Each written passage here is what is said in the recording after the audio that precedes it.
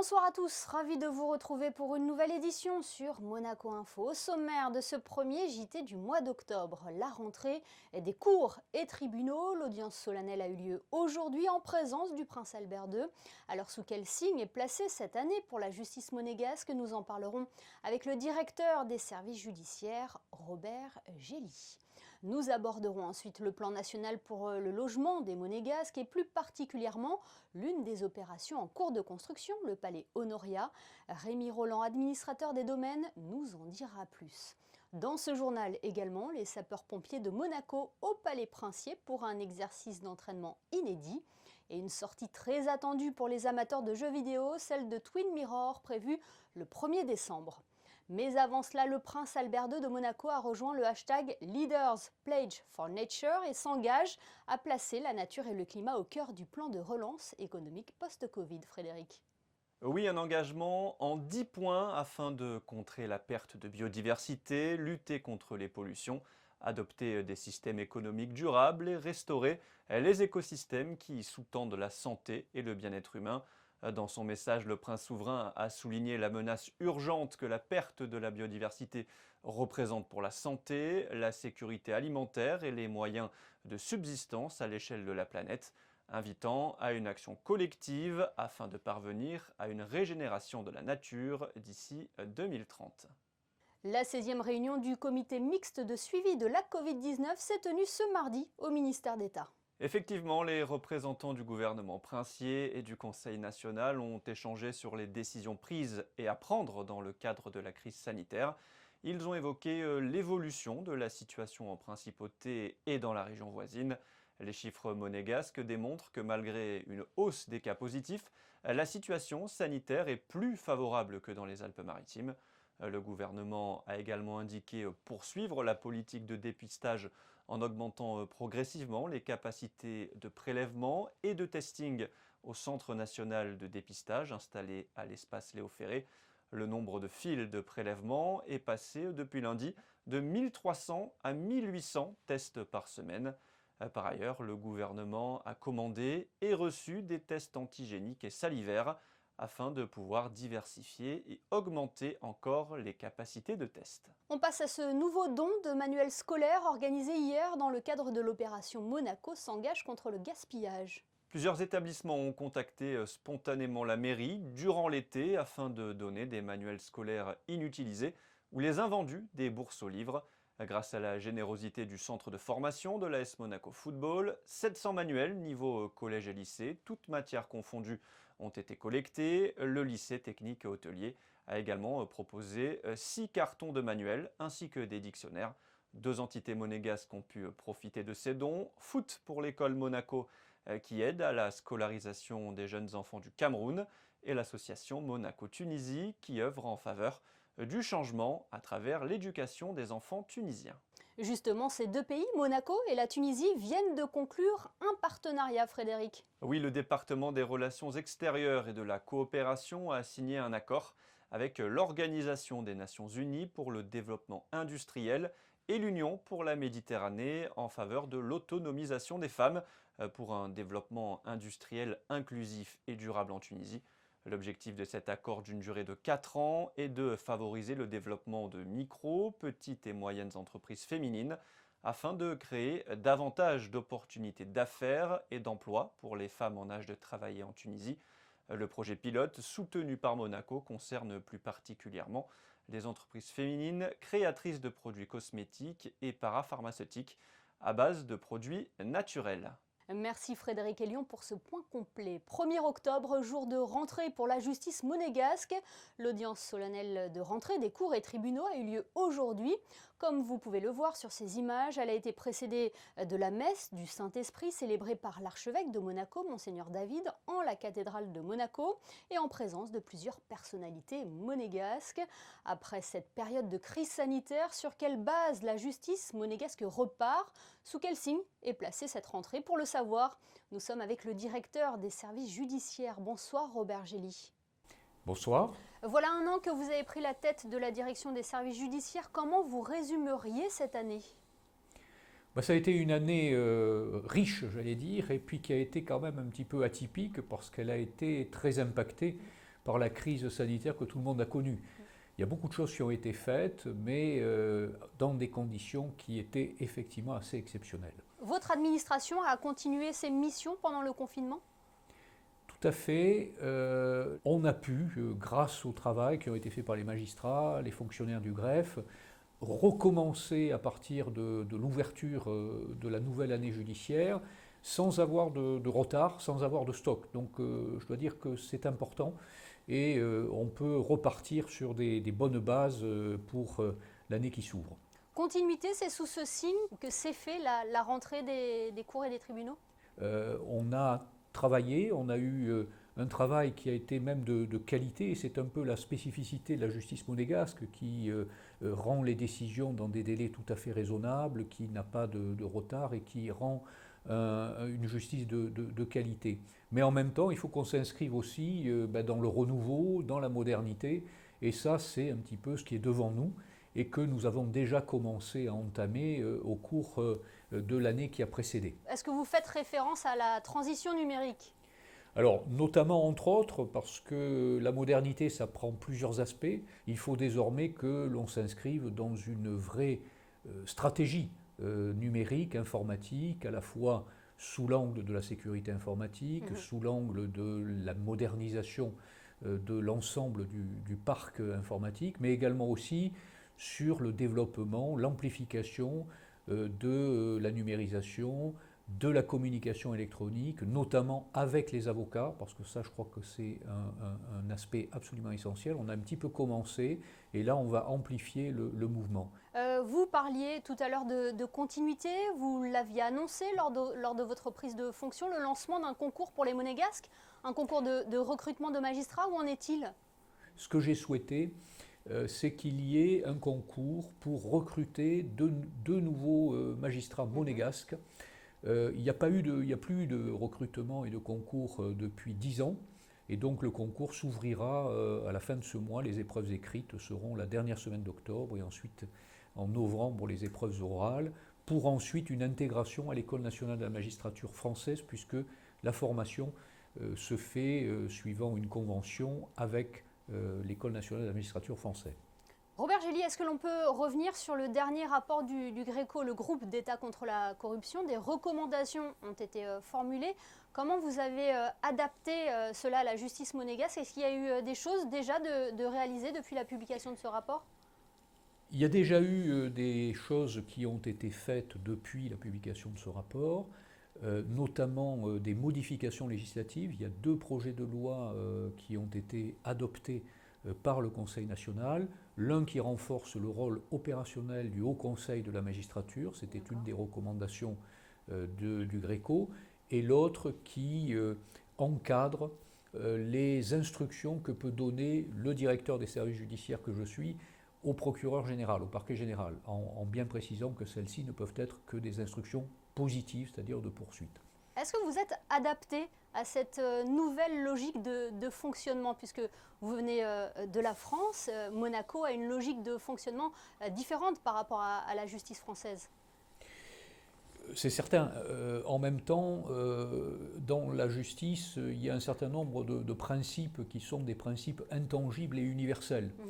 Le premier de ces principes, c'est l'indépendance de la justice. Et donc, en ma qualité de directeur des services judiciaires, secrétaire d'État à la justice, je dois garantir cette indépendance en lien bien entendu et sous l'autorité du prince. Donc là-dessus, on a ces principes fondamentaux. Les autres principes fondamentaux, c'est bien entendu le développement de tout ce qui permet d'améliorer aussi la qualité du travail de la justice, le contradictoire, la publicité aussi, parce que je crois qu'il faut faire savoir ce que la justice rend et fait, et l'audience de rentrée fait partie de cela, la communication aussi c'est important. Quand on rentre sur les spécificités, ben là, comme toute personne qui découvre, je fais preuve d'humilité et j'arrive humblement pour essayer de bien comprendre quelles sont ces spécificités et de m'adapter le plus possible avec les acquis que j'ai par ailleurs, l'expérience que j'ai pu connaître dans d'autres fonctions au niveau juridictionnel comme au niveau central du côté du ministère de la Justice français. Un dernier mot, Robert Gély, sur cette récente visite du comité anti-torture du Conseil de l'Europe. Quelles ont été les observations réalisées? On a un vrai problème par rapport à la prison. La prison à Monaco, ce n'est pas vue sur mer 3 étoiles, ouais, contrairement à l'idée malheureusement reçue. Ce sont des conditions à la fois pour les détenus, mais également aussi pour les surveillants, qui ne sont pas faciles du tout. Et le comité pour la prévention de la torture a à nouveau fait des observations sur ces conditions qui ne sont pas dignes d'un établissement moderne et adapté. Et qu'est-ce que vous allez faire du coup pour... Alors, ce que je peux dire, c'est que nous nous engageons dans un projet de restructuration, de réaffectation de certaines parties immobilières de l'enceinte pénitentiaire et de restructuration des bâtiments de façon à ce que nous puissions améliorer les conditions de détention, mais également aussi les conditions de travail des surveillants, dont je dois reconnaître qu'ils font un travail difficile et qui n'est pas souvent toujours reconnu, mais il est important qu'ils puissent le faire dans des conditions les plus satisfaisantes. Merci beaucoup Robert Gély d'avoir été avec nous. Je vous en prie, merci à vous. Au revoir. On passe à toute autre chose à présent. Régulièrement, les sapeurs-pompiers de Monaco s'entraînent, se forment pour être opérationnels sur les différentes interventions. L'exercice d'hier soir était inédit puisqu'il se déroulait au Palais Princier. Il aura mobilisé différents intervenants, dont le prince Albert II. Voyez ce reportage de Christine Datomel sur des images d'Alexandra Marangoni. Un exercice d'entraînement qui mettait en scène un sinistre survenu dans les appartements du Palais Princier. Après s'être assuré que la famille princière et ses employés soient sains et saufs, c'est sous le regard du colonel Tony Varro que 25 sapeurs-pompiers ont eu pour mission de mettre en sécurité les œuvres d'art du palais dans les meilleures conditions possibles. Un exercice qui avait un double objectif, entraîner les pompiers notamment à la lutte contre l'incendie au sein du Palais Princier et simuler la prise en charge du patrimoine afin de le protéger en cas d'incendie ou en cas d'inondation. L'ordre de la priorité, c'est sauvetage et mise en sécurité de toute manière du prince, sa famille et de l'ensemble des occupants du palais. Ça, c'est la première des missions et la prioritaire. La deuxième, effectivement, c'est de limiter le sinistre, ça c'est clair, mais tout en essayant de sauvegarder un maximum d'œuvres. Le palais est riche d'histoire, est riche d'un certain nombre d'œuvres, soit des meubles, des livres, des objets en tout genre, qui ont été répertoriés par la DB, qui font l'objet d'un plan spécifique et qui n'est dévoilé et ouvert uniquement en cas d'intervention de ce genre-là. Un exercice qui avait également pour vocation de permettre au personnel du palais et aux équipes en charge de la protection des œuvres d'art de s'insérer dans un dispositif coordonné par les sapeurs-pompiers. C'est un exercice à plusieurs dimensions, mais qui, malheureusement, qu'il est impératif de faire de façon relativement périodique. Et je crois que c'est d'ores et déjà un succès, mais après il faudra débriefer un petit peu tout ça, mais c'est intéressant de suivre ça de près. Et s'il y avait le feu, s'il y avait un objet que vous deviez emporter, ce serait lequel ? Ça serait mon carnet d'adresses. Non, plus sérieusement, écoutez, bien sûr, puisqu'on est là dans la salle du trône, il y a évidemment le trône qui était l'objet qui a été pris en premier pour le sauver, mais il y a bien d'autres œuvres d'art. Un exercice inédit donc qui faisait suite à une réflexion après que de nombreux sinistres aient ravagé par le passé des monuments historiques tels que la cathédrale Notre-Dame de Paris ou encore des demeures prestigieuses comme le château de Windsor en Angleterre. Lancé en mars 2019, le plan national pour le logement des Monégasques prévoit d'accroître de 43% la capacité d'accueil du parc domanial sur les 15 prochaines années. 2 grands projets sont actuellement en cours de construction, le Grand Ida et le Palais Honoria. Ils permettront à terme d'offrir 205 logements pour les Monégasques. Bonsoir Rémi Roland. Bonsoir Émilie Rousseau. Vous êtes avec nous ce soir pour aborder l'un des projets majeurs, essentiels, je dirais même à la Principauté, le Palais Honoria. Les travaux ont déjà débuté. C'est un projet qui se situe au niveau du boulevard de Belgique, c'est ça? L'opération Palais Honoria, comme l'opération Grand Ida qu'on avait eu l'occasion dernièrement d'évoquer sur l'antenne de Monaco Info, figure au plan national pour le logement des Monégasques. C'est une opération entièrement domaniale. Elle se situe à l'angle du boulevard de Belgique et du boulevard de Jardin Exotique, où ont été démolis les immeubles donc Palais Honoria et Villa Lema au début de l'année 2020. À terme, que va offrir ce bâtiment qui va apporter un plus au quartier, hein?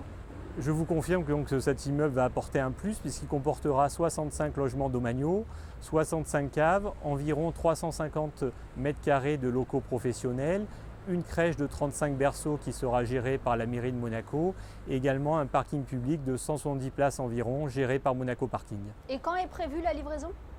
Les travaux ont démarré au début de l'année 2020 et la livraison est prévue pour février 2023. Donc on rentre parfaitement dans la feuille de route du plan national pour le logement. Tout à fait.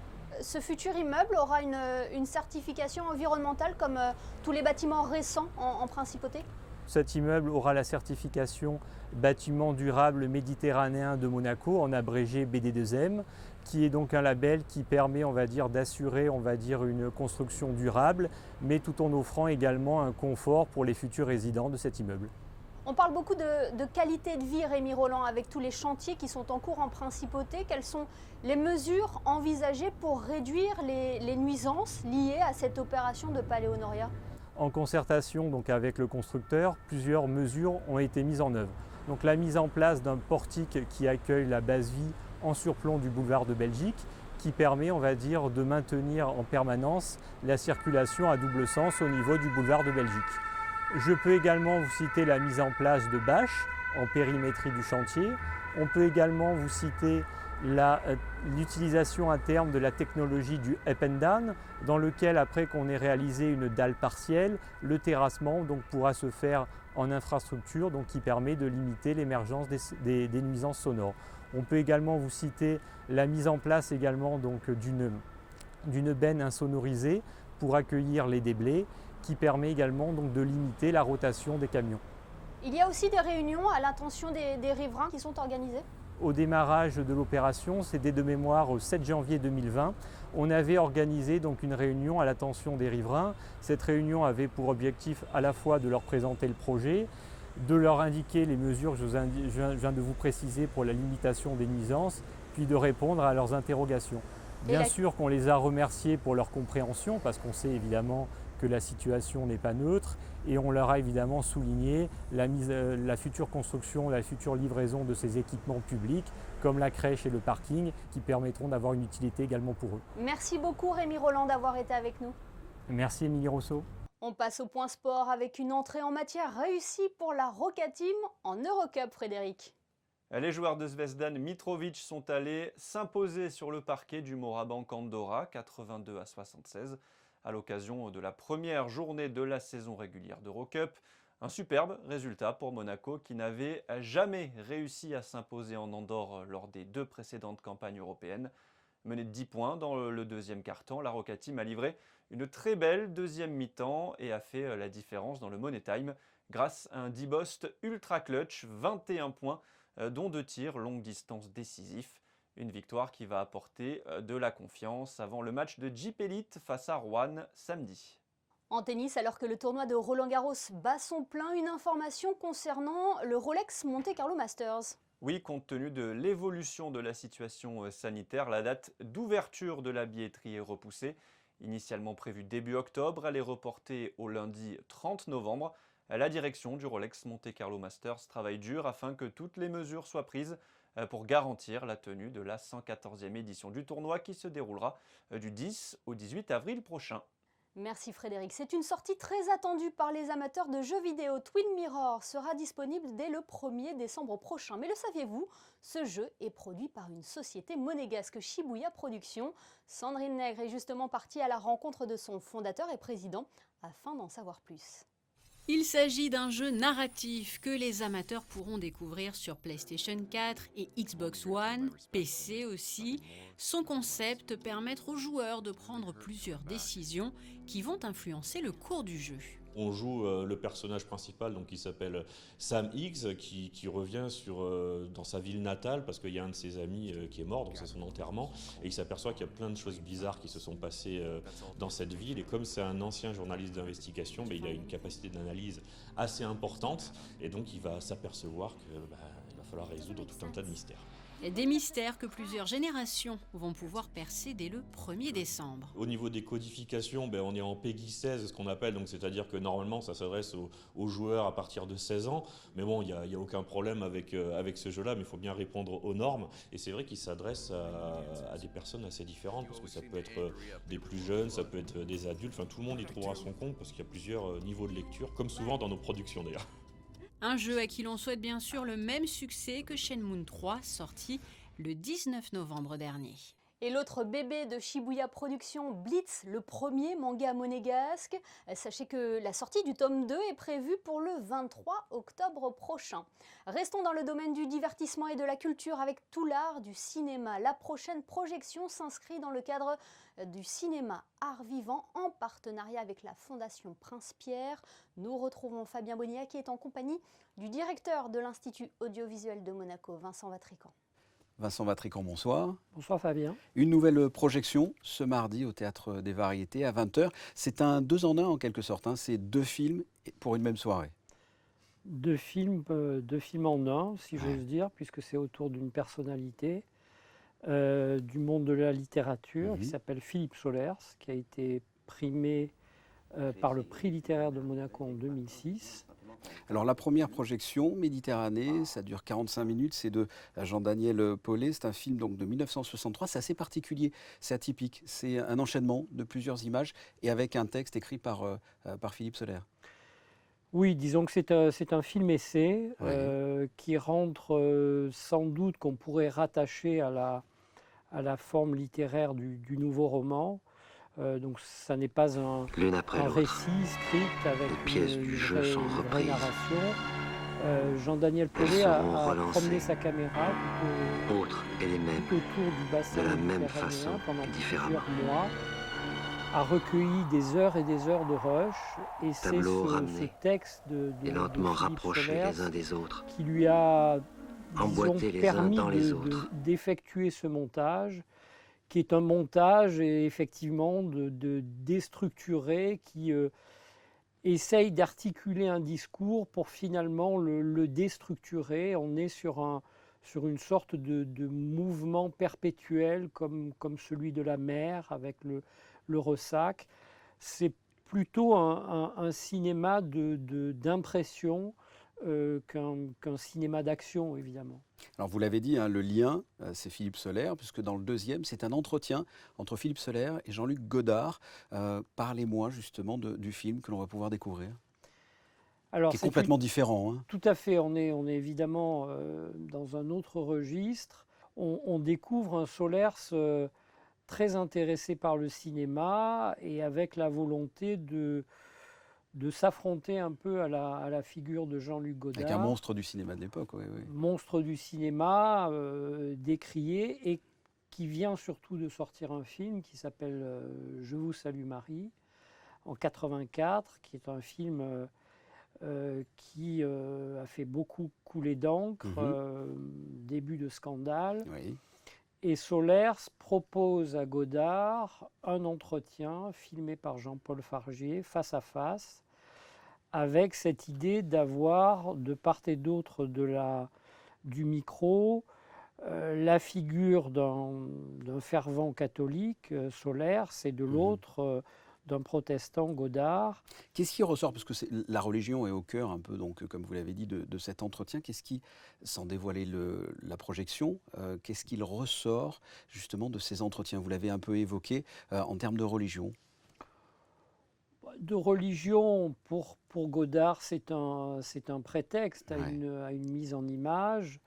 Ce qui l'intéresse, lui, si j'ose dire, parce qu'il a utilisé plusieurs fois l'expression, c'est la religion du cinéma. Oui.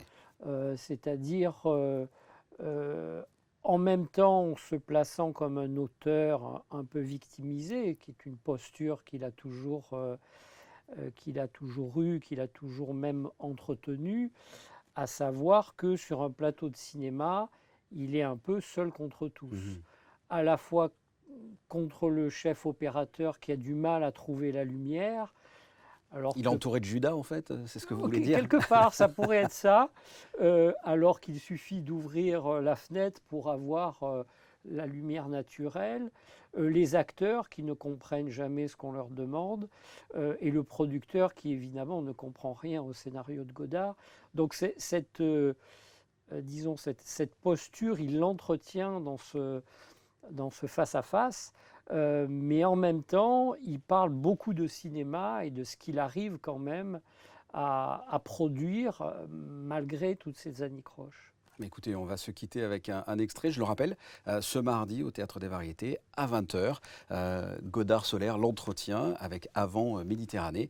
Merci Vincent Vatrican d'avoir répondu à mes questions. Merci Fabien. Est-ce qu'elle n'a pas du tout compris l'équipe du film, même techniquement, qu'il n'y avait pas de cadre? Je n'arrive pas à expliquer à un opérateur qu'il n'y a pas de cadre. C'est peut-être pour ça que ça donne... Il y a un point voilà, à trouver, voilà. Du reste que les peintres que tu définirais comment, toi, alors? Tu as quoi dans la tête là, quand tu te dis... Le problème même technique sur ce film, mais qui est un écho toujours, c'était faire le point. Rendez-vous mardi 6 octobre à 20h au Théâtre des Variétés pour tout l'art du cinéma. Soyez prudents, demain, Frédéric Météo France a émis un bulletin de vigilance. Oui, la Côte d'Azur a été placée en vigilance orange et peut-être même en rouge en fonction de l'évolution et de l'intensité des épisodes orageux. Dès le matin, des averses sont prévues et pourront même être accompagnées de violentes rafales de vent avec des phénomènes tourbillonnaires et parfois même de la grêle. Les orages s'intensifieront au cours de l'après-midi et se poursuivront en soirée. Il fera 14 degrés le matin et 19 l'après-midi. Vendredi 2 octobre, nous fêterons la Saint-Léger. Une météo très perturbée donc Frédéric avec l'arrivée de la tempête Alex sur le territoire. Les établissements scolaires des Alpes-Maritimes seront fermés demain. Cela ne sera pas le cas en principauté. L'absence des élèves ne sera néanmoins pas sanctionnée. Soyez tout de même vigilants dans vos déplacements, même intramuros. Ce 1er octobre a donc été marqué aujourd'hui par la rentrée de la justice monégasque. Nous sommes également à 365 jours du coup d'envoi de l'exposition universelle de Dubaï. Le pavillon monégasque est d'ailleurs en cours de construction. On vous emmène justement aux Émirats sur le site de l'exposition universelle pour clôturer ce journal. À demain pour une nouvelle édition sur Monaco Info.